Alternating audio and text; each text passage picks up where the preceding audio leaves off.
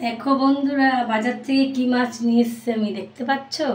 সবাই হয়তো চেনো না, অনেকে আবার চেনো। দেখো মাছগুলোকে, দেখো এগুলো কি মাছ বলে বলো তো?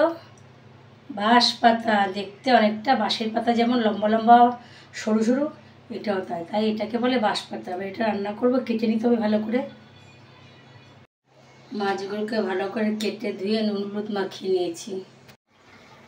মাছের ঝাল করার জন্য নিয়ে নিয়েছি মাছ নুন হলুদ মাখিয়ে, আর নিয়ে নিয়েছি সাদা সর্ষে, কালো সর্ষে, কাঁচা পাকা লঙ্কা। এবার এগুলোকে মিক্সিতে দিয়ে ভালো করে বেটে নেব। ভালো করে বেটে নেব, সামান্য একটু জল দেব। এবার মাছটাকে ভালো করে মেখে নেব।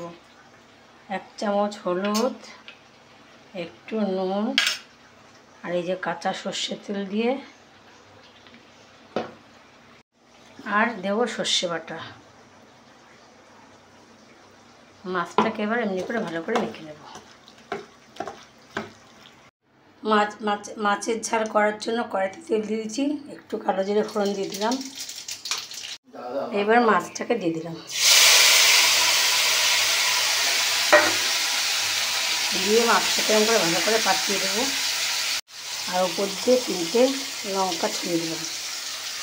1 পিঠ হয়ে গেছে। এবার যখন 1 পিঠ হয়ে যাবে তখন আর একটা পিঠ এইভাবে আস্তে করে এমনি করে উল্টে দিতে হবে। উল্টে দিতে হবে। আর এই মাছটা করার সময় আগুনটাকে একদম কমিয়ে রাখতে হবে। 1 পিঠ হয়ে গেছে, আর একটা হলেই হয়ে যাবে।